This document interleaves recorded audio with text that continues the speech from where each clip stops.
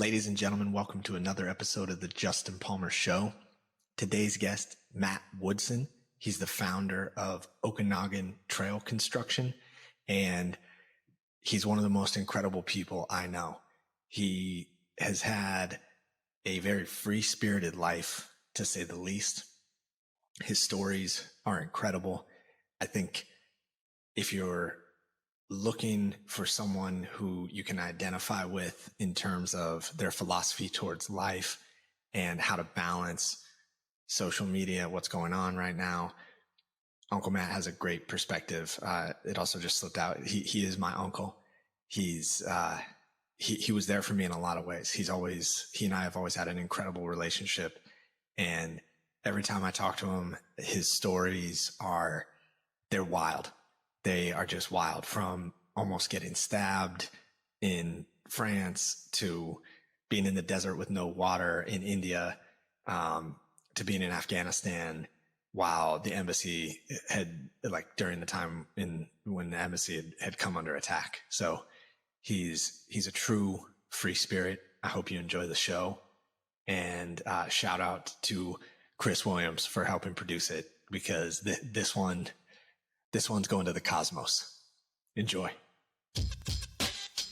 It's the Justin Palmer Show.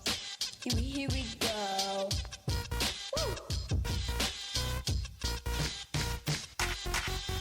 Okay, live from the middle of nowhere. Right. What's going on? So, Well, up in the great Northwest right now. little bit smoky, a little bit fiery. Yeah. A little bit of all that. Yeah. I've seen the flames firsthand. Is stuff burning in central Washington where you guys are? Yeah. So like Omak, which is like 40 miles away, had like a 300,000 acre fire that started like the day before I got here. Whoa. That's wild. Yeah, so a lot of smoke. And were you traveling up and down the coast as some of these fires in California were going on? Well, I got here just before that. That happened after I got up here. So the first fires I was involved with was when I drove up here to the Okanagan. Okay. Man, it's crazy, crazy times. COVID, I know. wildfires, hurricanes. Yeah. I guess that's the universe sometimes. Yeah, abundance of natural disasters. I've always been kind of a guy who kind of likes that, though.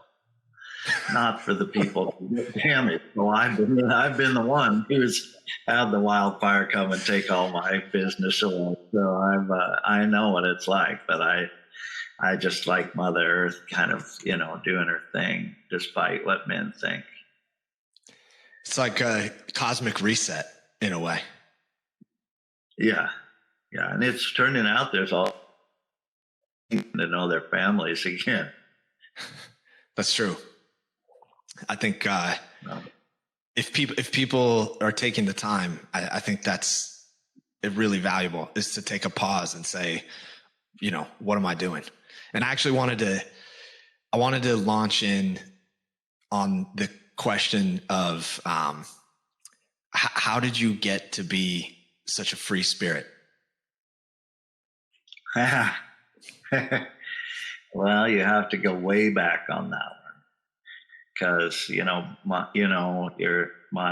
my parents, your grandparents, they were very open-minded and free people. So I was raised, it helps to be the baby of the family, for one, to get, to not have a lot of baggage from early childhood. But also, they were just so open-minded and really encouraged us all to be just individuals and do what we wanted, and were never judgmental about what we wanted. And my path took me to pretty out there kind of, lifestyle and things. They were always just totally supportive. So I never had anything I was having to rebel against really, other than, the system, which has plenty of things to rebel against.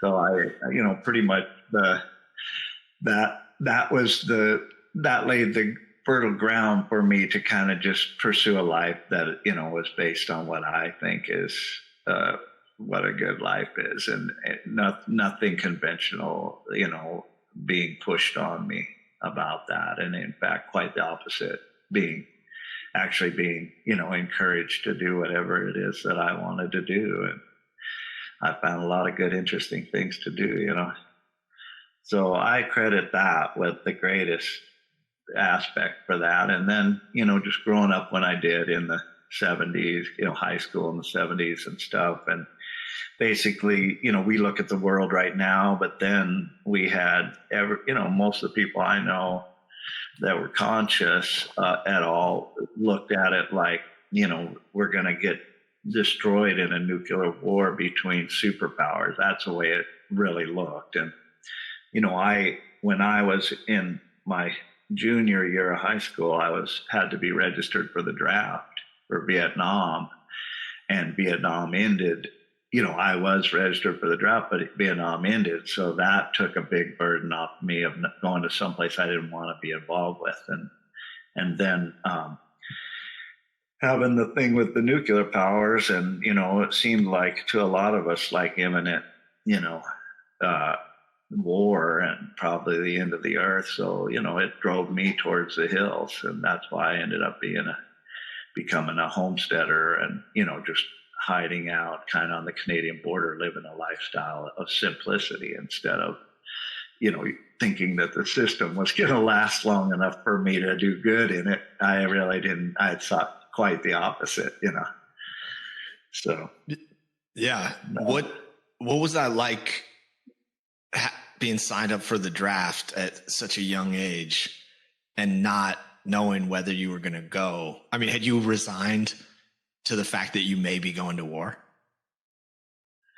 I think by then Vietnam was so unpopular, and, whatever, I've had earlier in life, like in junior high school, before I really, turned on to my own thoughts as much. I was really interested in, I was in Civil Air Patrol, and, I thought I'd become a pilot and, be part of military and stuff. But then as I got a little older and started, analyzing what was going on more, I just was, at that point, I felt like, I'll go to Canada before I'll do this. This is not defending my country. This is just, oppressing other people. So I really didn't. I wouldn't have gone. Even if my draft number would have come up, I'd have found a way to escape, and live another life somewhere else. So that it was a lot of pressure, in high school, because, everybody dreaded it, the thought of going to this unpopular war and then having, so many people not coming back and stuff. So not really my idea of fun. Yeah. Or duty. I would serve, my country in a positive way, but not that way. Not like that. Yeah. Just as a, So that kind of led me out to the woods, which was good because everything in high school after that kind of took me another direction, In what way? Well, what happened was because I lived in a rural place, Estacada, Oregon, logging town, pretty redneck, but I also lived, it was, in the woods. So I always had a lot of time. My dad raised me with camping, a lot of camping. And I was the one out of the whole family that really took to that life.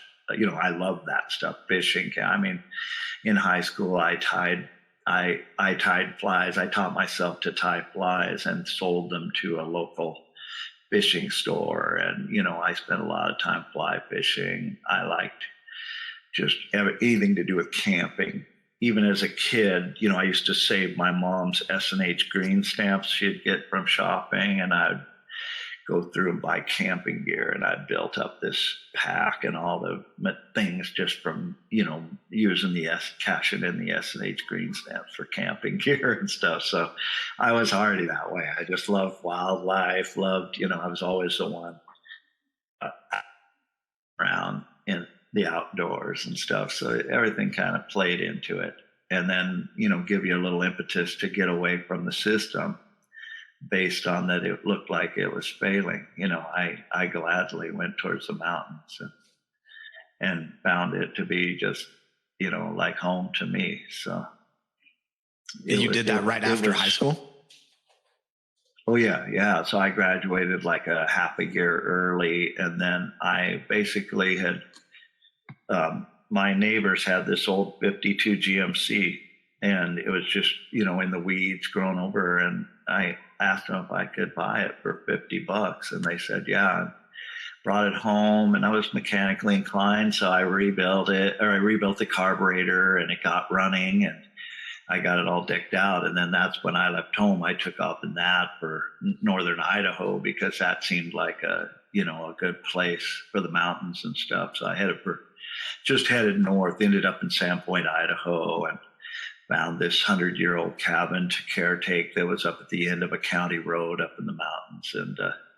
And you know, it just started figuring out who I was away from home, you know, being on my own and stuff just started, you know, but it was, you know, basically who I am now. I can't say that, you know, I've learned immense amounts about living in the woods, but I was totally at home in the woods, you know. So were you up there by yourself?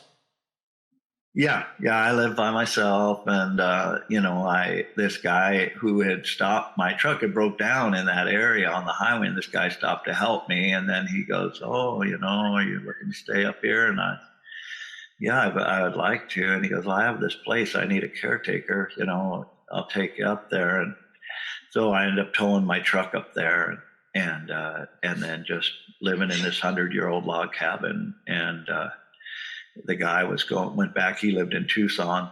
He went back home, and then he'd come out every once in a while and check on him. We ended up building another cabin off of that cabin that was about the same size, and I learned some skills that way. And you know, it ended up being a good scene for me for the first year on my own. You know, but yeah, that's incredible. Really remote. Bobcats in the yard, and you know, it was wild. It was super wild. There was all national forest behind me, so you know, I got to see all the animals coming through the property and stuff. So it was a good start. And yeah. No, sorry. Go ahead. There's a little bit of a lag. Yeah, I know that. Go ahead. I was done.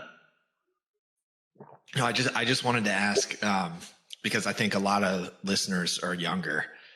How did you figure out how to start building with no internet? Oh, right. Yeah. How do you resource information? Well, that's one of I guess it's a bless. You know, the internet is great for just being able to look something up in an instant and prove your friend wrong about what he just said, you know, or right. If it's you saying, there's all this information about how to do stuff, but probably a lot of that information came from people like me who just went up and figured it out. It's not rocket science, but it does have all these nuances that you have to learn. And, you know, you can learn. Sometimes you can be given a way to learn that has no questions and it will just work. And then another way is just to do it and see the ways that don't work. And then when you learn the ways that work, they are much more strongly ingrained in your psyche that, you know, because you actually had to create the difference between what doesn't work and what works, you know. So a lot of it was like that. There was some weak points in building that log cabin because neither the guy nor me knew enough about it, but it was a strong cabin. It just wasn't as fancy as it could have been, you know. You know, your basic structure, you can go out and just you have a saw and an axe and cut down some trees and skin them and stack them on top of each other and spike them together with big nails and fix the cracks that are between them. That's the hard part.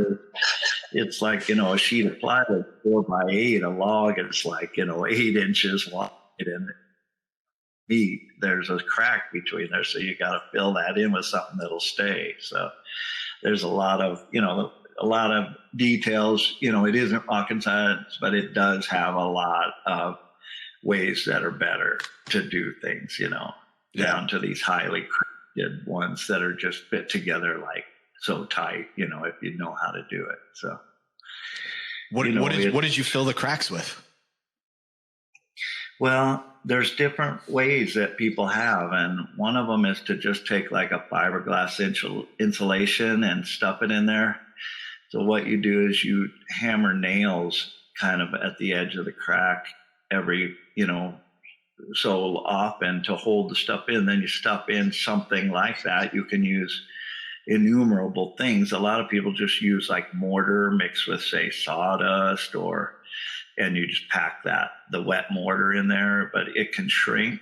So you got to have, sometimes people put chicken wire in there, and that helps hold the mortar or the nails, like I said, and stuff insulation, and then you mortar on top of that, like fiberglass insulation, so there's a ton of ways. I've had cabin, since then I went on to live in many cabins, and, at times I just used clothing into the space. I'd strip out, go to the thrift store and get big bags of clothing and tear them into strips and, maybe wind them up into a spiral and stuff them in that gap. But usually that was like in the middle of winter when the things I did failed. Yeah. So, there's one thing if you're just in the spring, summer, out nice weather, building a cabin and doing it right. And there's another when you're already in a place that's old, or like the one I was in, 100 years old.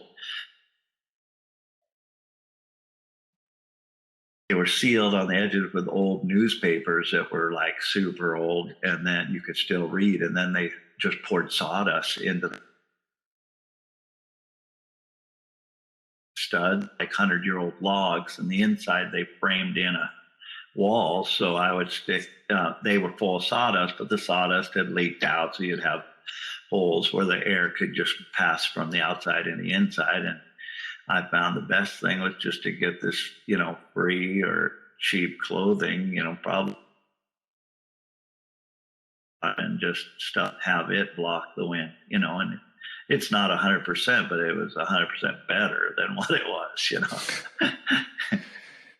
Totally. So, yeah. What tricks of living? Yeah.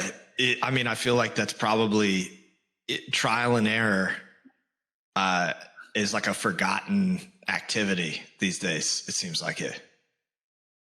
Right. And we have so many more products, like people would just go buy expanding foam, but there really wasn't.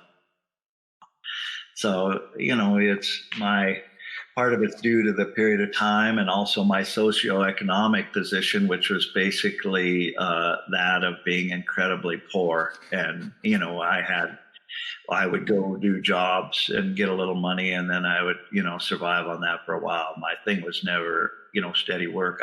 I got work at the local mill, and the toughest job at the local mill. And, they were amazed that I made it being a skinny young guy, but I took it on and did good. And then the mill, all of a sudden, like a month later, economic people didn't get paid, but the guy liked me so much that he gave me a draw, even though I didn't ask for it, just the day before they closed. So I got most all my money, while most of the other mill workers who'd even been there for years didn't get theirs and had to go into a class action suit. I don't think anybody ever got much, but, just because the guy had, I got respect from him because I actually, took on the job and did it, which was called tail sawyer, which the logs would roll in on a big chain, big logs, and then 3 big saw blades would cut them into slabs that weighed like, 200-300 pounds each. And then I was right in front of that saw. So a chain would throw them towards me onto another chain, and I had to make sure the rounded side was up. Like that that they were rounded towards the narrower part of the cut because the log's round. So you've got your edges have an angle, so I had to make sure I flipped all the slabs onto the green shade, and then they went on me, and then they putting into lumber.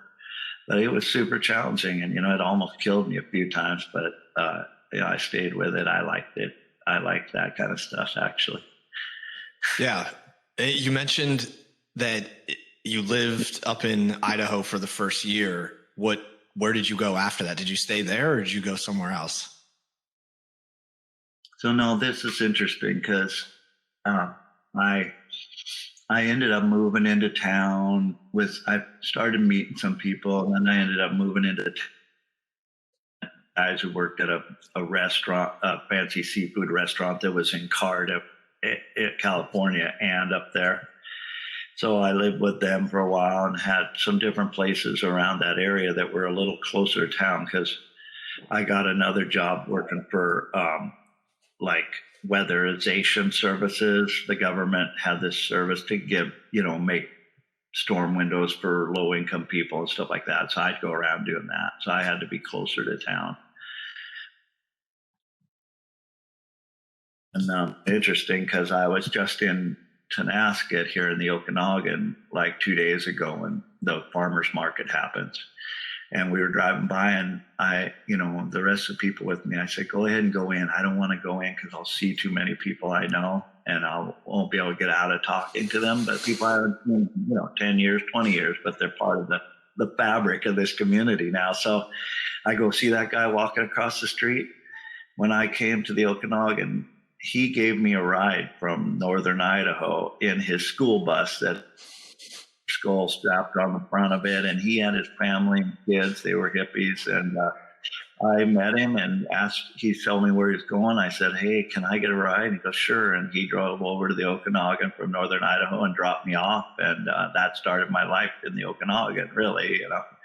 So it was and we had, as a kid, my dad had worked for all the dams for Bonneville Power here, the electrical generation company. And so we moved around. We lived right near Bridgeport, 20 miles from the Okanagan. So I already knew the area. But once he dropped me off there, which it's more desertous in the Okanagan than in northern Idaho, and that just melted me. I loved it. I loved the more arid, and now I end up in, southern Arizona, which is total desert. But I think that I just was finding my way towards my environment, which was desert. And, the Okanagan is a arid, mountainous area, and I love that. It's like it took a few years for me to move there, but, I had my sights on it at that point. And so what did you do when you got dropped off? Like what were you doing? Did you find work, or did you find some land, or? At that first time when I got here, I went and the apple harvest. That's why he was coming over there with his family, was the apple harvest had begun. And that was back in those days, that was mostly hippies and hobos. He had an orchard he was going to, and they hired me too. So I got a job working in an orchard, worked for a while, got some money, and then headed off to other dreams and ideas. I always had a love affair with sort of rolling homes. So I, started going after my dream of making my first house truck, my first which was like an old Metro bread van that it's just custom, home for myself, and loved it, and I have had several that I built myself, but that was the first one. So I took the money from the apples, and, I had some new friends up there as connections and stuff, but went off back to Oregon and started, working different things. I did so many different, I don't know if you call it migrant work. Now it kind of is, but at the time, I did tree planting, and tree planting really led me on, made me much more money than anything else. I picked daffodils for a while in Northern California. And, back then, I was making like $200 a day, which was huge for migrant work. It was like, I was good. I was good at it and, did it to make money in a short time. And that was my MO, was sort of go out, work real hard, make a bunch of money. And then, which was a bunch to me, it might've been $5,000, and travel and live off it for a while and experience stuff, and then find another one. And, a lot of them were that kind of work where, it's seasonal. That's really what it is. It's more seasonal work. So yeah, I just latched on because there wasn't a lot of commitment, but you could make good money if you knew how to do it. Yeah. I'm curious. I don't think I've ever asked you this question in any of our conversations, but what's your philosophy on money? On money? Well, I'm still learning what that is, because although when I was 20, I had lived when I was 24, my first daughter came, Sarah, and she, then I more tried to kind of settle in, homestead. That's when I mostly started to think about, having to have some money to support more than myself, because I could wing it anyway. I could get by. I'd dumpster dive, whatever it took, At times, I was eating, ice cold frozen ice cream right out of the dump, that I found in a dumpster, whole cases of it that were still frozen and perfectly good. I don't know why they threw them away, but you get it right after they threw it, you had good ice cream stuff. I ate a lot of good stuff, out of dumpsters. I also knew how to kind of go around, find cheap food, find, food. I didn't have a real developed eating. It could have, but it kept me fed. And, once you have a family, you don't really want to, live off dumpsters. So, though plenty of people are having to these days. Yeah. So I kind of got into trying to find more stable stuff, and, the tree planting had been good for me, and I kind of started a company right after Sarah was born that we'd go out and put these nets over the trees after they were planted to keep deer and elk from eating them. So that's when I got into contracting, and then I started contracting, but I still, I was just living off grid. We basically arrived in my 42 International school bus to my first piece of land. And I was against land ownership, I was against wealth. I was against everything that makes for inequities, within the people, kind of things that one person's rich and therefore somebody else is poor. Like maybe everybody couldn't be rich. So, I've always had an extreme sense of not wanting to have my well-being or wealth based on anything but, healthy things and hard work, and not using other people in order to get it, So I've always had a lot of, social sense that way, as far as just, that I've always has against the people who don't have resources. So I did, a lot of my own things. I learned how to make willow furniture, this bentwood furniture, and I could market that. And we got a hold of a piece of land to live on. So I brought my old school bus, Little Bill, and parked there for the first year. But the winters are cold, and you don't want to live in a school bus with a metal floor in the winter. It's just not a good idea. You freeze, and then your head is burning up. Like I put a wood in it, so the heat was all in the ceiling. So your head is hot, sweating, your feet are freezing. That's the life school bus living in a cold environment, and then in the summer it's hot, you can at least open the windows. But so there was sort of an unfinished cabin on the property of these people, and they had moved away into town, and I contacted them. I just was riding horses with a friend one day and saw the place and contacted the people, and they said, yeah, we're not going to be back up there, so you can live. And that's how I pay the property tax, which is like $300 a year. So that's what I started having, to do that. And I still was against owning land, but I liked that place. And after a few years there, I decided they went to move back east and asked me if I wanted to buy it. And at first I said no. And then they put it on the market. People started showing up and I said yes. And so I bought it.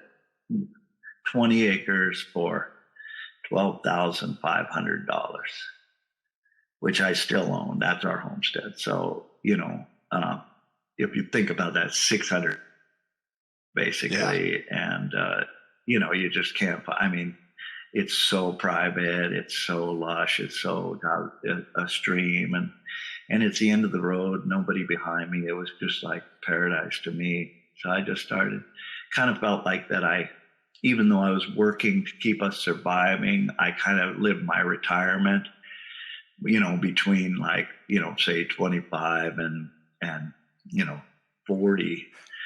And then I started realizing that, you need to, if you live on property that long, you need some resources in order to, you can cleaning stuff, free lumber here, this or that, but it's a real mismatch type of structure, that you can build out of that. I would glean a lot of stuff, but at the same time, I realized, hey, I need resources. So I started working a little harder. I spent all summer working. I got involved in building trails, and that started in 1984. And so, as I felt more confident, I was able to land bigger and bigger contracts till I was making a decent living, and we could start to support ourselves, with that money that was made in like 4 months of the year in the summer, because you can't build trail in the winter up in the Northwest. So took that and, took that as far as I could for the length of the seasons and the money I could make. But still just felt like after 20 some years of being in the same place, I was kind of limited. If I wanted to build a new house, I needed more money than I was making. And I had this opportunity to go to Arizona and do some work building some alternative earth-based houses. And that led to trail jobs in Arizona, which led to year-round trail jobs in Arizona, because you can do that there because of the temperatures, and the season. So then I finally started making some money that I could I started building my retirement at 50. I had nothing but that piece of land before that. And so really I'm kind of like a flip-flop from the average person who goes when they're young, does their work, builds their retirement, and then takes it off. Now I'm, 62. I'm still working. I'm totally into my career, and I love it and still work at it and will for a while, but I've at least been able to replace all that time that I lived simply with my children and, my partners, that I wouldn't have changed anything about that, because they got to live and just see as, children, they were just exposed to the most, the simplest lifestyle that you can have, really, almost, without living in a cave with, like a renunciant or something, which in a way I was. That might have been what I'd been if I didn't have the kids. But with the kids, we did a little better. And, we weren't in a tent, at least, but, it wasn't much more than that. Our structure was very loose and cold in the winter. And, I work that's why I know so much about all this stuff, is just trying to make ends meet with very little money, Yeah. So has your view of money changed over time? Because it's such an interesting path that I think it's definitely not for everyone. I think you have to believe in some sort of connection with nature, which is arguably that's universal. But I'm just wondering, how did that, I mean, you're describing you only used money as a tool to get to the things that you needed for this sort of basic existence. Right. Right. Yeah. And, I guess, being older is not that, like anyone, I could appreciate a 5-star resort, on a beach somewhere. But that's not really my driving thing. My driving thing is to, just be able to provide for myself a comfortable existence, on a pretty meager level. Like I'm not a big, I don't have big dreams about toys or fancy living. I know I can see the attraction of it, but my highest moments in my life is just sitting on some cliff, watching the sunset and immersed in nature. That's, to me, there's not much better than you can do. A 5-star resort is great as they bring you drinks right to your, but I'm not laying in the sun. I'd rather be building a new trail for a 5-star resort to get the people out of their lounge chairs and doing something and appreciating the habitat of where the resort is, but I really, I've progressed through, just having these beater rigs that I'm a master mechanic because I've had to fix my own rigs, and I went from that. You remember I had all those old Volvos and was even picking up Volvos for other people. That was another side business, just another thing to pad the shallow account, of money. And they all collectively worked to get us by. And, we never were dying of starvation, though at times, we were eating brown rice and, with maybe some brewer's yeast on it for protein or whatever, at times it was meager, but that makes you appreciate everything. All those experiences make me have this sense of appreciation for just enough, not too much, not.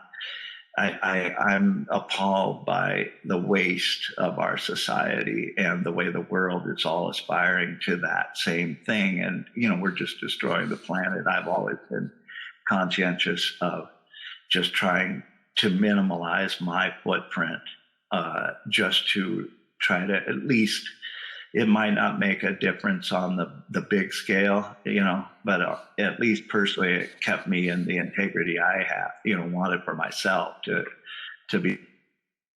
minimalize. So a lot of reuse, a lot of taking used things and making them work again, a lot of just stuff like that, things people were throwing away, take them home, fix it, make it one of your, amenities or one of your appliances, whatever, So yeah, that's my feeling about money in general. Is that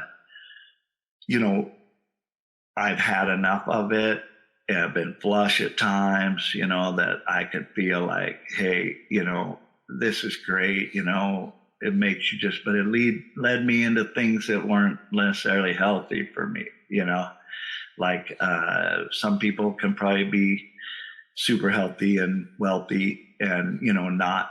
But the trappings of wealth is all these different things that really, for me, if I was going to do that, I was going to go for the wild stuff because that's the way I am. And that would have, I might be alive today if I would have had money, who knows? I don't know. I know you well enough to know what wild stuff means, but what does that mean to you? Well, it probably, it never has meant say a Ferrari, though I'm a lover of, classic cars and stuff like that. It probably would have more just got into debauchery of a sense of, who knows what it'd be, hookers and whiskey or what, I don't know, whatever it was. I'm glad that didn't happen. And, I I can see how people, especially people like who find sudden wealth, they're not really as, well versed in it, and they fall into stuff like that, and it just destroys their life. I've seen people, even hippies, that have gotten, um, you know, uh, family money, inheritance, and then, man, they just went off the deep end, snorted $100,000 worth of cocaine in 1 year, whatever. They just spent it and then we're back to where they were actually safe. If they lived through it, they were back to no money, where it saved them, to be safe, and just got rid of it. But they wouldn't have invested it and tried to make their life better. They would have just done that and then gone back to living in a cave or whatever. And I know people who've lived in caves. It's like, I was around the most earthy of people that just were like-minded, and that, we didn't want, and a lot of them came from wealthy families, and they could have had family money, but they didn't want it. They wanted, and still do. Like, many of them are still living up here in the Okanagan, and they never went that way. They just rejected that as not good, and not good for the earth, not good for them, not good for the earth. Ultra consumption is destroying our earth. What we really need is this minimalist. I'm totally conscious of every bag of garbage that I put in the trash, of how much of it I didn't even need, So, it's kind of it's a principle that I live by, and, nobody's perfect. Everyone struggles with, you get some money, you want to go do some fun. And I have, on occasion, I'm in a 4-star resort, and I can take it for about 2-3 days. And then I'm like, well, what do I do now? I got to do something. I want to do something, so I'm not very good at just lounging. I got to say that I'm not your lazy hippie. I'm your kind of, overzealous, worker, that I have this work ethic that just carries me through everything, whether it's a paying job or not. It's a work ethic, and it makes me keep doing stuff, Yeah. So. Well, I think how did you, were you reading any spiritual texts along the way? Because I think one thing that I can relate to is that as I went a pretty traditional path after some early fuck ups, as you know. And Yeah. I got really obsessed with staying on that traditional path to kind of keep me out of trouble. And along the way, I think it was somewhere early in being a father, I just started asking myself, like, why am I spending all my time chasing physical paper when what brings me joy is the time and the experience that I spend with my children and my family. And so it has become, the only way I can describe it is a spiritual journey. But I'm curious if you were reading along that, because you're, in my mind, you're the definition of a free spirit. Okay, well, thank you for that. I appreciate that. I'm not I'm not really a club person, and it's affected everything in my life, from not being part of organized hippie communities. Even though I was a hippie, I've always been a loner hippie. I was always just wanting, but I had those same friends from those communities maybe, but I just I never was that. And same goes for, my spirituality. I couldn't really latch on to any established thing, partly just because that it is sort of this club mentality. I never had that. I was always an iconoclast in my own, in my own right. So I went, like most people, a lot of people in the 70s, spirituality was kind of budding. And I read books like Yogananda's book, Autobiography of a Yogi. That was one of my first ones that really affected me. And then I also read the beat writer, Jack Kerouac, On the Road, stuff like that. I had kind of more of an inclination towards being this freewheeling traveler, just open to everything, than, some closing it down to some spiritual practice or religion. But I also was very, aware that there of creation and nature and the beauty, and that there must be, and the possibility of greater powers than, what we think. So even when I was 22, I made it to, I went to India. I hopped freights from Portland to, the freight train derailed in the Midwest. I was asleep and dehydrated. I didn't even know it derailed, and got off and walked 5 miles to a freeway, went to Kansas City, hitchhiked to Kansas City, and got a drive-away car to New York City. I landed in a basement in a parking garage in Manhattan. And these guys had, the guys who met me, they were like mobster guys. Oh, excuse me. Hang on 1 second. No, hold that thought. Hold that thought. Wait, gangsters in New York. Hang on.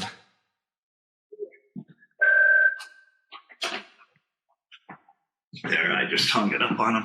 It was an 808 number, sir. Okay. Yeah. So, are you up again? Yeah.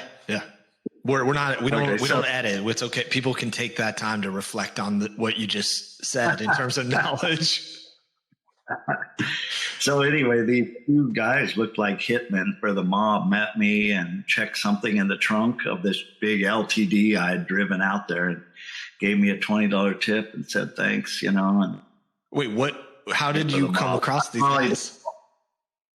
Well, they were who the driveway car I got in Kansas City was going to. They basically give you the car with a tank of gas. You pay the gas the rest of the way, and then when you deliver it to wherever it says it was going. So this was this basement in Manhattan. And these guys met me, looked in the trunk, and then whatever was in the trunk was still there, evidently, that they wanted. I don't know. It could have been.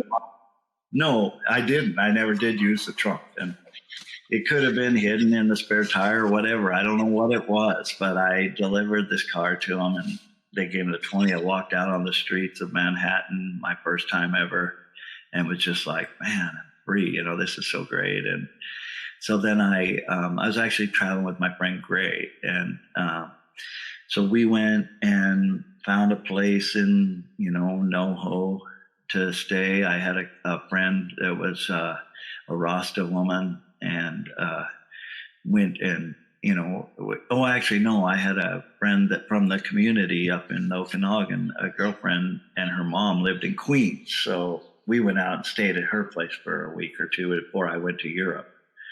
And then went on to Europe and basically hitchhiked around, every country of Europe a couple of times, did the circumference of Europe and ended up in Greece. And then from Greece, I made my way. And the Iranian American embassy had just been burned, and all these people had been taken hostages, which is a big moment in American history with the Middle East. And so I was going to travel overland through Iran, but that got foiled. So I ended up flying to Cairo and then to Dubai. I saw Dubai before it was developed, out of Dubai. And then I went from there to Karachi, Pakistan, where they had just burned the American embassy there and evacuated all Americans. And I had this diplomatic visa through my friend's parents were working for the agriculture department there. So I'm traveling through a country that there's no Americans, and even the tourists have been evacuated because this was like a big deal, I mean, I ended up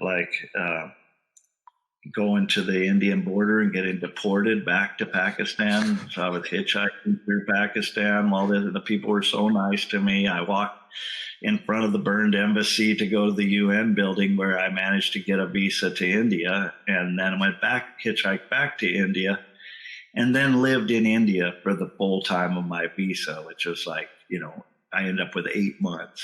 It's a 6-month visa, but I kind of worked it, went out for a day and came back. So I traveled around to India, and, I even ran into people I knew who were there to see their gurus, but that was never my thing. I was just a freewheeling traveler and with a spiritual slant. And I met individuals that completely shaped my life spiritually, that were completely not nondescript, people. They weren't gurus. They were to me in a way, but they weren't. They were just people.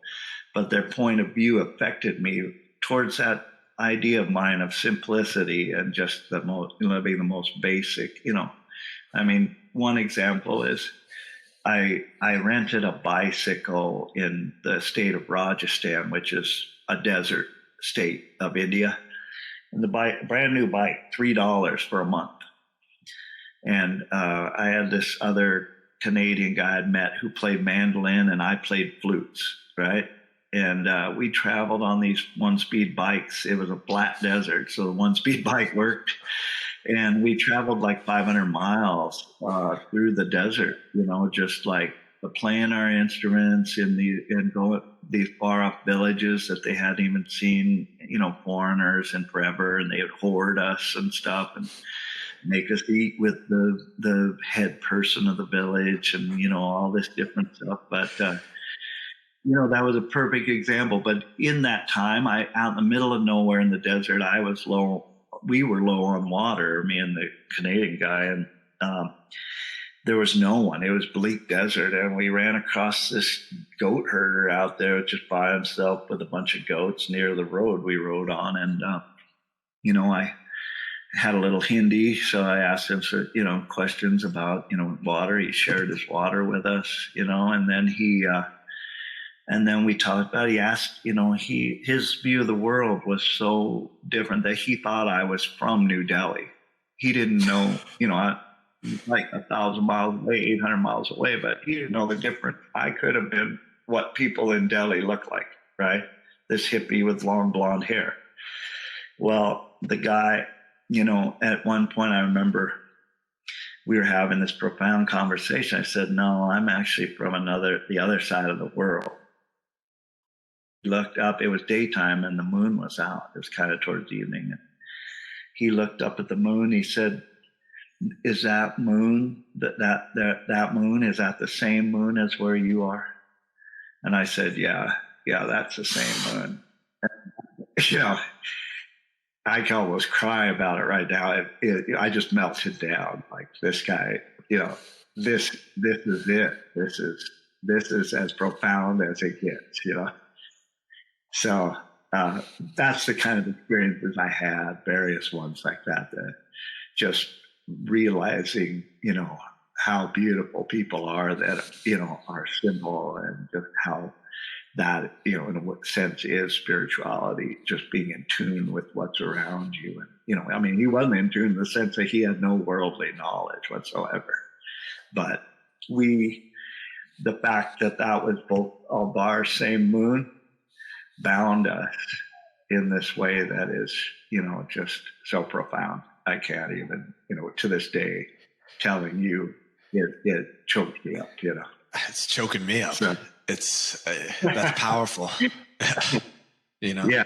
And I have various other, meetings like that with just individuals who happen to be, and, our conversations were as revealing, as just so like this, and so I really wasn't looking for a practice, looking for a way of being, a certain thing that was a way to God. I was really just experiencing God and finding people who, gave me perspective on it and stuff. So that's incredible. It's to not go and seek something.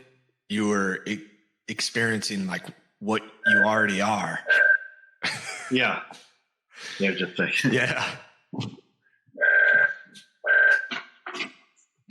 There we go. Yeah, so it's on my phone right now. I'll shut it off. Anyway, so yeah, and that was it. I really was just seeking life and answers, but not, my questions weren't like, who will save me, or who will be this, what will be. It was just, let's just go see the world and figure it out. Damn it. Unplug that thing. Old school phone. Now hold on. Turn it off. There we go. Ringer's off. Who cares who calls? Yeah, exactly. Yeah. So that was, a profound effect on my life. That trip to India. I was gone for a year. Mm-hmm. I just completely felt like a child of the earth. I didn't hardly contact my family. I didn't feel, even though I loved them, I didn't really, I was, just exploring, and I wasn't really looking for solace from home, or, they probably were worried because I wouldn't respond for months, or there was nowhere to respond. I just wouldn't contact anybody because I really was just turning my soul free from growing up and then being on my own and being out in the world. And I felt comfortable everywhere I went, every place I went, no matter what people think of those societies or this. I felt at home. I felt more at home in India in a way than I ever have here, even though it wasn't my country and stuff. And it's just sprawling poverty and all this stuff, but it's alive. And I just felt that, just like my recent trip to the Congo. I just felt alive, like this is life. These people are living life. They're not like, it's not based on, they had nothing, yet they find humor, and their emotions and feelings are so much more real and alive. We're kind of numb from our society doesn't, really, encourage that togetherness that people that are from countries like that have naturally, because they've had to live as a society. They hear society, try to think of what, you think of high society or, what, but even amongst families, or, there's never the kind of thing that there was in those countries. And it's partly due to the poverty of the people being in a position to have to, live that way. And for me, it was by choice, but still I had no money. Sometimes though they were feeding me, these incredibly poor people were offering to share what little they had with me, just because that's just how they are. And to me, that's real. That's people. That's what humanity is about. Not making yourself so wealthy that you can call the shots on everything that goes around you. Let's leave it up to just trust in life and trust in what it will bring you. And, there was time people tried to kill me, but there was different things on all my travels like that. But, it always worked out, and I always trusted, even in those cases, I wasn't really afraid. I knew there was to be a way to resolve, and it would, so. How did you know? I remember a story around someone trying to rob you. I would love to hear that. Yeah, so that was a funny story, but I was traveling with a friend, but we weren't getting along, so we split off, and I went off down Ibiza, the Spanish islands, and he went off somewhere else, I think in France. And we had settled that we would meet in a month at this post office in Marseille. But we said the central post office, we figured there would be one in Marseille. So a month later, I left Formentura. I loved it on Formentura, just living on a blanket on the sand and eating goat products, and, watermelons and goat cheese. And so I reluctantly left. This happened a couple times in my travels where I had made this commitment to meet somebody, so I had to go. So I left what I at the time, and went, and I, hitchhiked and got on a train in France that went to Marseille, and I got off at, I'd asked somebody where the main post office was. And they said, well, there really isn't one. So I just got off at this stop and walked out into the train station, and, was trying to get my way around in this strange city.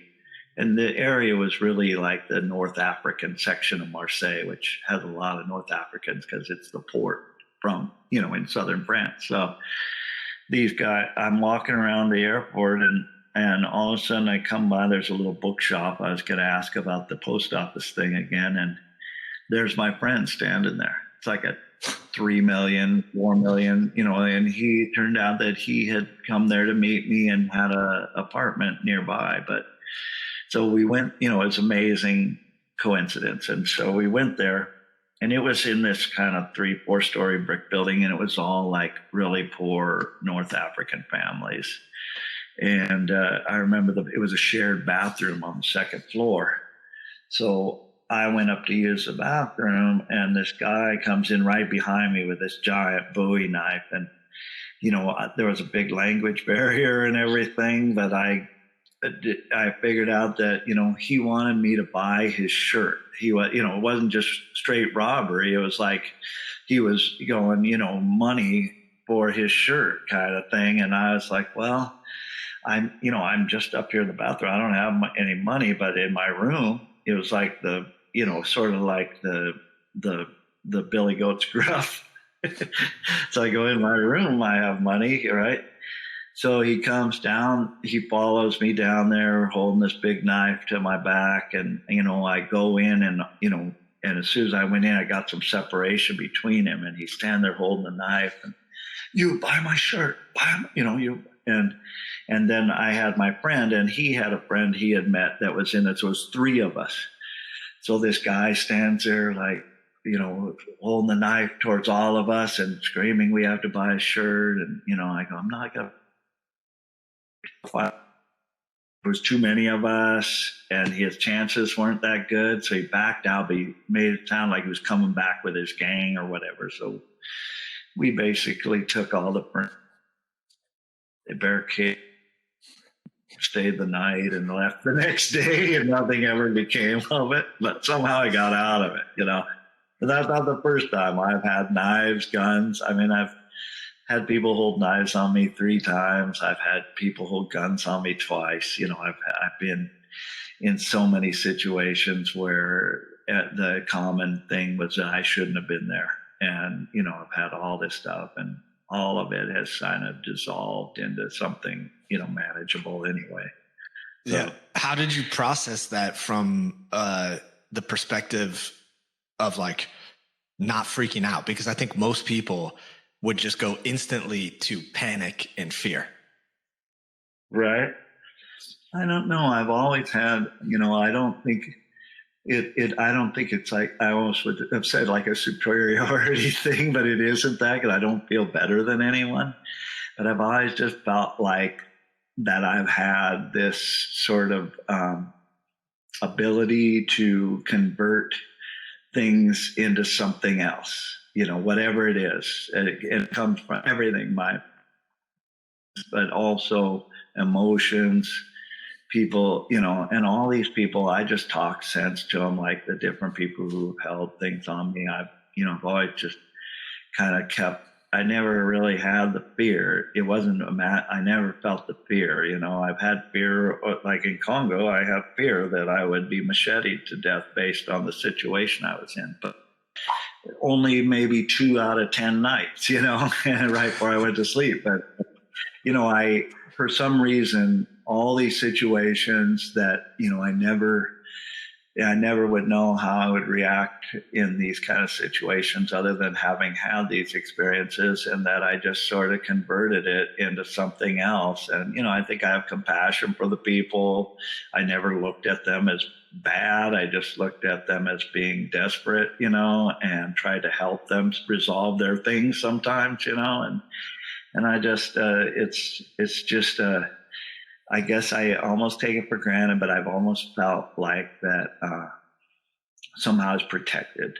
And my protection came from just sort of that spiritual belief that you're talking about, what you were asking about, that I just felt like that, there's some higher power or something that is, based on living a good life and trying to be fair to my brother, man and brother and sister man, that I would be, that it would be okay. And, that's always been true. That's 100% been true, that I have been able to have that. Some people aren't as fortunate.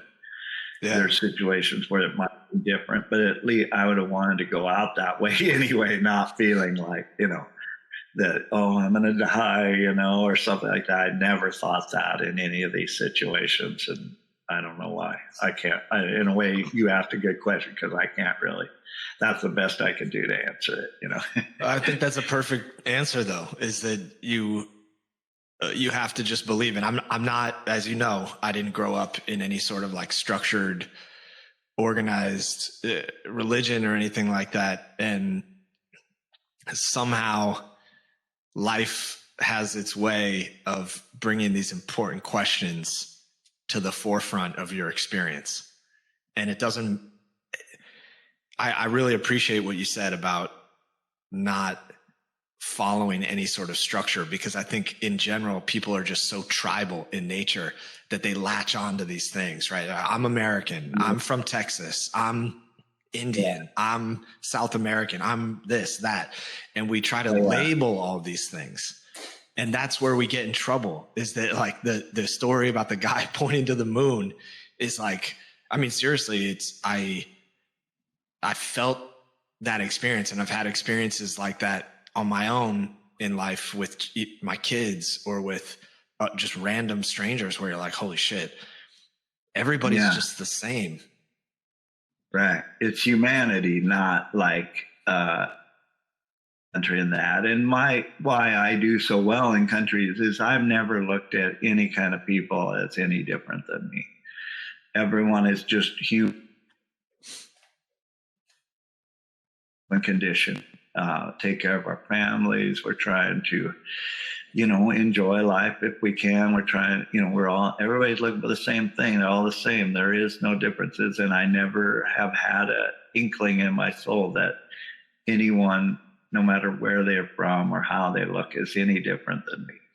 We're all in the same boat. And that's, in traveling, I think people recognize that. The most stark contrast for me being in some place like the center of Africa and Congo, and I just felt at home with the people, and they sensed that I wasn't pretentious or feeling superior to them or anything. I loved them. I love what supposedly is this shithole. But to me, it's like this is humanity. This is humankind. This is our lot in life, and this is everyone has it. Just no matter what your socioeconomic position, but I can relate more to theirs because it's just getting fed and having a roof over your head. Food, clothes, and shelter. That's what it boils down to in the end. What do we need actually to live? Food, clothes, and shelter. Though that's it. Everything else is superfluous. We can live without it. And the more we live without it, the better we're going to be saving, our planet and helping other people to be able to survive, Yeah. So. And how did you end up in the Congo? Because I think you were hired by the National Park Service, correct? Right. So the Congo is off limits to actual U.S. government employees because it is considered a dangerous place. And so the Forest Service has a program of trying to help countries with things like forest inventories, so they know what their carbon footprint is for some of these carbon initiatives that are in the United Nations. Mm-hmm. So the Forest Service actually have programs in 93 countries to help as advisors to help the people progress on those same levels with theirs. And so the Forest Service came to me saying that, in the trail community, that I looked like the most, possible person to be interested in doing this. which I was. And, I'm a designer, but I also know every aspect of my business. So they they hired me on contract because they can do contract workers in places like that, but just not government employees. So I was a contract worker, and I was there as a, sort of an ecotourism development consultant. And so what I was doing was consulting, but teaching. I was in Virunga National Park, which is where those mountain gorillas are. That are endangered. They're our closest relatives, and there's only hundreds of them left. And so, I had a lot of consternation about it. I read articles, by people in the field on this stuff about, there's 130 different rebel groups that were operating out of the edges of the park, kidnapping people, terrorizing, getting money from all this stuff. And so I knew what I was up against before I went. I knew that, there was a strong possibility to happen and stuff, but the possibility, I couldn't pass it for my career in trails. I needed something I wanted this international thing, but I have kids and grandkids now, I also had to consider that. And, in the end, I took it up and went there. But, I was surrounded I had a group of 12 soldiers with AK-47s and RPGs and 50 caliber machine guns, with me at all times, just because. And the RPG was even shot off at a group that was getting too close to us, that was probably a rebel group, and they have firefights like this. Right after I left, in the village I had been in for 10 days, camping in a tent and by myself, everyone knew I was there. It was the headquarters of the last rebel movement. And I was giving employment to locals because I was hiring the villagers to teach them how to do trail work and build trails and fix. So, I was well known. And if you're there, if you're known by everyone. And so, this was, I think, was meant for me, but like less than a week after I left, a British couple was kidnapped right out of the village where I was staying, which has never happened because that's a protected area that was considered safe for the park. But I think that they actually were planning something for me, and then I left, and then they just did this kidnapping to try to still get some money, And in that case, the ranger, the woman ranger who I had befriended, Rachel, 24 years old, just, incredible person. They've dedicated their lives to protecting these gorillas and the wildlife. She got killed trying to protect that British couple. And they ended up getting released like 3 days later. They had only asked for 200,000, which is not very much for, but they got money that somebody paid up, and they got released safely. And their driver, who also got wounded they really just came on them in their vehicle and ran them off the road and shot Rachel, and then took the people. And that's the way it is over there. That's how unstable it is. It's like, in a lot of ways, it's worse in Syria. More health workers have been killed in Congo, in eastern Congo, in the state that I was in, than in all of Syria and Afghanistan. There's just all this stuff going on. And the whole purpose of me being there was to help the park build ecotourism, to give steady income to the villagers so they turn away from this kind of stuff, because they can make more money with a legit enterprise like guiding people up the trail I was designing, and selling them things and portering their goods, their gear. Mm-hmm. So, I went there twice. I went once for a month and once for 2 weeks. And, my second trip really took some gumption to get going back, because I knew how much danger I'd been in, but it was just life changing. And, I really can't. I would never have changed anything about it. Even, I have the best memories and pictures of my soldiers that I befriended, and we had the greatest laughs. And, we just were people, not soldiers and civilians, or, Black Africans and white American. We were just people, and they were more readily that way than most of the people who come there, because I seen how the white people who do come there still looked at them as a certain way, the tourists that do make it there, because it's dangerous, from all these different countries. And they were, there was a separation where for me it wasn't. There, everybody's the same in my eyes that way. I don't care if it's, a billionaire or, a beggar. I still look at them as the same validity as, the same validity at life, as each other. To me, there's absolutely no different. I've never been enthralled by whatever people call success. To me, it's more something to be leery of than it is to be, because who did you take advantage of?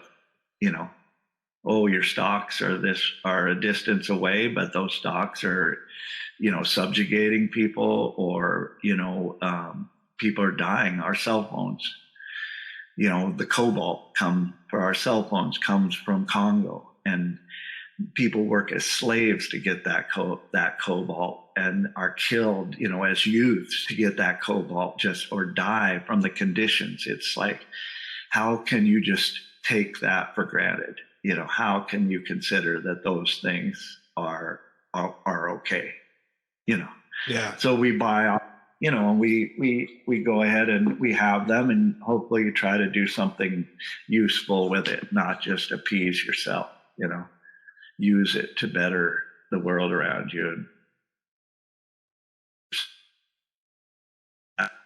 just try to do something, even the smallest little community level in your own community, or out on the national, international stage, like I was able to do. Yeah, I mean, it's incredible that you were able to experience that. And like you mentioned, like when the government looked around, the National Park Service looked around, and you were kind of the only guy that fit that bill. It's, if you ask me, that's exactly who you are. Is like, you're able to go into these scenarios because you have no judgment, and your intention is pure. And that's I feel like the lacking of community is a really important topic that is like not getting talked about in the American universe right now. Yeah. And it hit me really strong when the first episode that I did was with a friend of mine named Johannes, who's from Ethiopia. He's 22. And when I asked him the question, what's the biggest distinction in kind of growing up in Ethiopia and your transition to America? And he was like, there's just no community here. And he lives in New York, so he's in a really intense place. But I think that's interesting, that thread is something's awry. Yeah, well, it's because theirs are based on, actually their community is based on actual living communally in a way. They're much more reliant on each other to make it. And we are, but we don't acknowledge that because it becomes money, and then it becomes the next thing. And that simple exchange where they're going straight from, I'm trading you rutabagas for beets or whatever, or chickens, stuff like that. That's a lot of the world is doing that. It's never even becoming money. And here we have this at least 1 degree of separation from, everything we get. We don't know where it came from. And usually it's multiple degrees of separation, and we're not connected. And what commonality can you have if all's that your commonality is, your possessions and, your socioeconomic position? Those are things that draw groups together. Billionaires hang out with billionaires. We don't really have that even in our communities, because the most we get of that similarity is if you happen to have a group that goes to your church, but then, if you're a church going person, then you would have people who have some commonality on a basis of this. But so that's not the really socially is just our everyday lives. And, oh, you got that quad, I got one. I got this Polaris over here, you got that. What do you think of that one? And, stuff like that. It's all based out of possessions, things these other people don't even have. They got, a hut and what food they could get. And maybe somebody gets, a motorcycle and they can give a ride to 5 people on it, stuff like that. There's that draws them together. It's like it's sort of like, their common, misfortune in a way, but brings them more together. And our fortune tears us apart, keeps us apart, because we can buy sort of exclusivity from other people. We can sort of, through our money, meet our neighbors, never have to meet, never have to get involved. And that's sort of the part of the American dream I have the biggest problem with, is that the whole idea is you can come here and you can make it and be successful, which is true if you work it and get the right breaks, and, especially if you're the right color, which is a big thing right now. But at the same time, how do you, you can't, the whole thing kind of makes people like more individual. Some people come actually, and they were so immersed in the community that they're really happy to have that ability in America.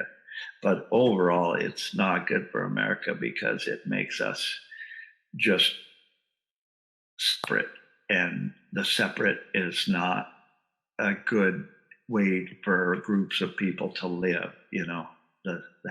That sort of, you have the possibility to be selfish here. In a lot of places, you can't be selfish because there's just no chance of that, So they're both kind of just the condition of the way it is, but it's not, and those people have culture based on just where they were born and where they are. But when you look at culture here, what is it? What is our culture? It's hard to distinguish. Is our culture that we all go to Walmart? Is our culture that, we like cars? We're kind of, that's one of the things I've come over, our car culture. So we like the ability to jump in the car and be independent. That's still selfish, because you're just for no reason burning fuel, killing the planet. It's like our things are kind of like based on the backs of everyone else in the world. And we have nothing that is just ours, hardly. It's all based on someone else's misfortune. In what way is that to live, Yeah, I've been thinking about this a lot in the context of, does life have to be a zero-sum game? In our society today, that's how the system is structured.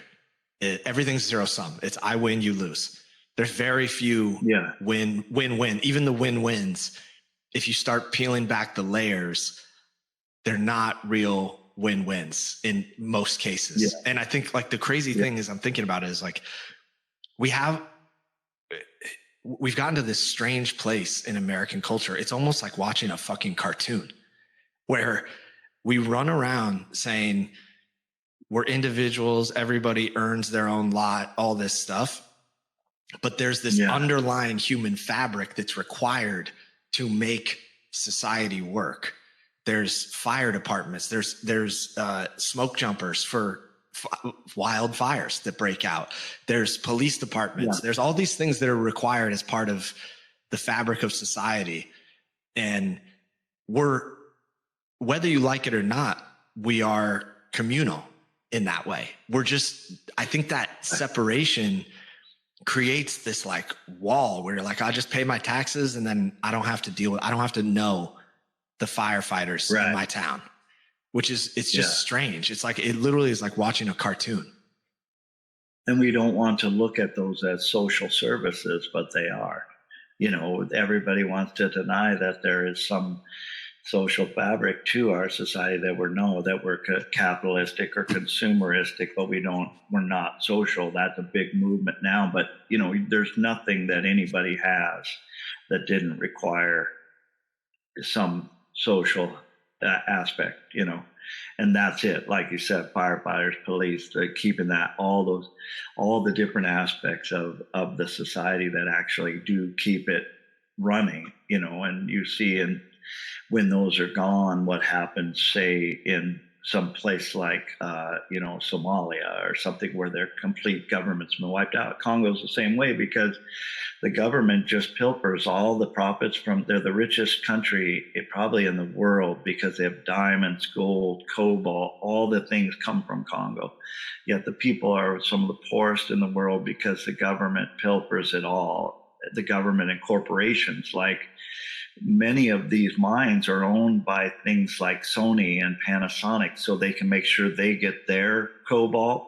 And so they're supporting these murderous rebels in order to get their product so they can keep making their dollar, right?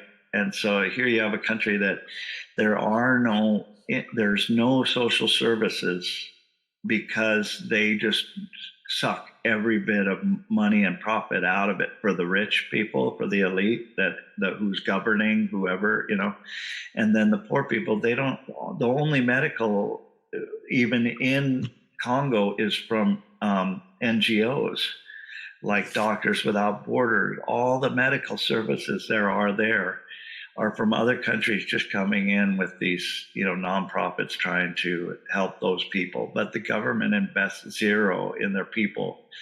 The roads, when the Belgians left, were paved. They're now mud holes that trucks get caught in for 2 weeks, blocking the whole highway. I mean, there is no pavement left. It's gone, I mean, there's a few roads that do, but what was their third major highway was what I was working off in another area of Congo. And it was just a giant mud pit, sometimes 8 feet deep of trough that caught rigs, giant, even 4-wheel drive semis would just get mired in and block the whole highway. What's a highway? We can't even imagine it being a highway. We would think it's not even a country road, but that's it. Their infrastructure has been robbed and nothing given back to them, so everything comes from outside. So they're in a way less socialist than we are, because we actually provide all these services as part of our tax money, So it's weird when you start adding that up. It's funny to think that I know too many people that have actually even told me that they made it on their own, and I can almost hardly stop from just snorting and laughing in their face and going, you are living a huge illusion, and nothing that you have hardly even came from yourself, Right. So it's a rough one. That's a hard one to deal with for me, living in this society, because this is the easiest place for me to make a living and come up with the money to do my other things. But I feel a great desire to go out and be able to give back to less fortunate people here or anywhere, because there's so many of them, and the system's stacked against them, really. Yeah. Well, I think part of this was why I was so interested in having a conversation with you, because from my standpoint, and for those of you who don't know, Matt is my uncle, and you're the most interesting man in the world, because you've lived this conscious, free life where things that have bogged down most people, they don't even register on your radar. And I think it's not about that you don't care. Like you every time I'm around you, and where I see it most is my kids, especially my boy, he's like, to you or to him, Uncle Matt is like, this is the adventure of a lifetime. Because every time he's seen you, it's like we're digging holes in the earth with a mini backhoe. We're finding buried treasure and $20 bills buried under dirt. right? But I think just by you putting out your experience, my whole view on the podcast is you never know who's going to resonate with it. You never know who's going to take something away from it and make a change. And you have the ability to make this butterfly effect. And that's the beauty of the internet. There's a lot of challenges with it too, but there is a beauty in it where you can connect with someone who you never would have known and learn from their story. And I think I guess sort of a question to wrap it up would be, what do you see as a step in the right direction? Because I think you are spending your life giving back. Like, you go into the Congo, you're risking your life, you're helping impact how the people of the region where you were even look at Westerners. And so I think if you started to make a solution today, where does it start? What does it look like? Because it feels like we're at this critical inflection point in society where we need to change the trajectory of humanity. Mm-hmm. Right. Well, the one thing, like when I when I came back, if I was I had decided that if I was president, I would make it so that everybody that, say, their senior year in high school or their junior year, maybe better, would go and live in another culture. And, particularly for Americans, I believe that, that most people are never exposed to what it really like out in the world. The news doesn't give it, the shows don't really give it, nothing. By going and experiencing another culture, you all of a sudden learn tolerance, and you learn that everybody's in the same boat, that everybody is just protect their family, be happy. You also see that people don't need all the things you thought you needed in order to be happy. And we're caught up in, if we don't have time to do other things for other people, if we always think that we don't quite have enough because, there's somebody who has more, and we think, I would get rich, Bill Gates, billions to give, to help the world. And that's wonderful that those people do give back.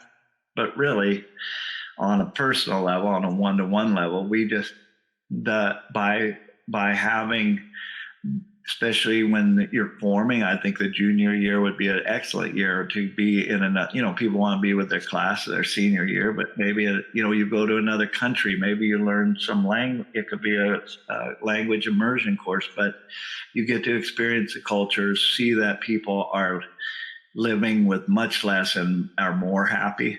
They actually have real happiness. It's not happy that, I just made 10 grand, it's happy that the real things, like at your children's successes, or, just the life around you, how it is. The people have humor. Another thing about, just as a side one about Congo, was they're one of the worst lot of people as far as what their resources are available, yet they never complain. There are people who don't complain. You can't even get them to complain. Like, somebody didn't get a good night's sleep, and you're going, how'd you sleep? Oh, good. Well, I don't think so. You look like you didn't. No, it was good. They won't ever, that's just, if they complained, it would be overwhelming because of what they really have things to complain about. We don't. Our stuff is like, I'm late on a bill, or I don't have enough money to pay a bill, this or that, really. I think that if just we're so sheltered from what humanity really is, that if everyone had, as a youth, got that experience of being in another country, especially a third world country where you really see the nitty gritty of life and what other people are trying to do on this planet, you would have a totally different outlook on. That's the number one thing I've come up with that would change this country, is for those people to experience real people trying to make ends meet. And then it would give them the perspective like I have every day on everything that I have that is more than I need. And I get that. I feel fortunate about the things I've had. I also feel guilty about them because I know that, some of them are a little bit, I try to use them for work and things like that. But say, like, I just bought this camp trailer, my old camp trailer had worn out that I paid $600 for. I paid $13,000 for this, more than I paid for the 20 acres that I raised my family on for a 23-foot, camp trailer. So, that's the deal. Here, hold on. Okay, yeah.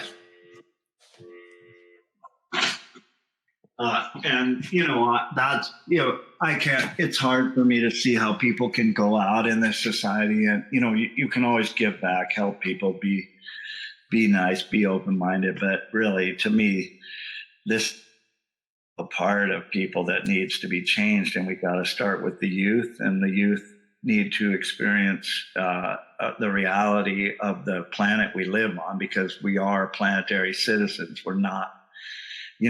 All this bullshit about American or Greek or, whatever you are, that's an applique, illusion that is put on everything.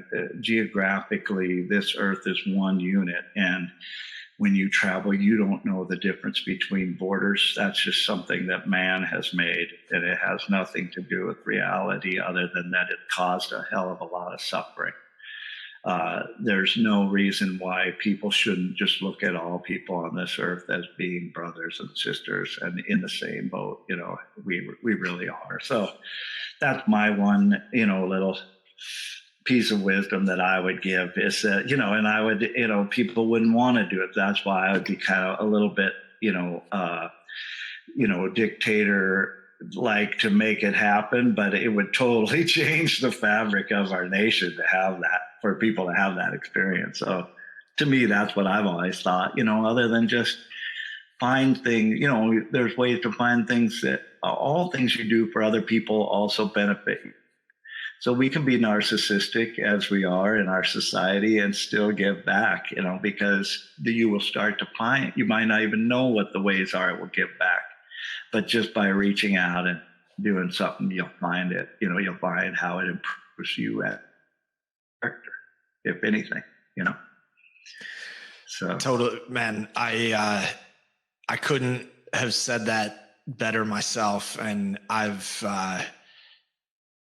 talking to a buddy, AJ of mine, a couple episodes ago, and I felt the same way. I was like, I didn't know how, because I haven't spent that much time thinking about it, but I feel that we need to start with education, because that's where you can impact youth as they're forming and their understanding of the world. I love that idea. I think it's incredible for people to, they need to go to like Humble University, right? Which is going out into the world and seeing how other people live and how fortunate we are as a culture. And I think it puts a lot of things in perspective around, are you going to spend 40 hours a week plus 10 hours a week commuting, working for a company, which I totally get. There's some companies that do incredible things. Or are you going to go experience life and try to be a better person and help people out? And that's a great way to wrap this up. I feel like we may be pushing for Uncle Matt for president. Well, I get maybe one thing done anyway.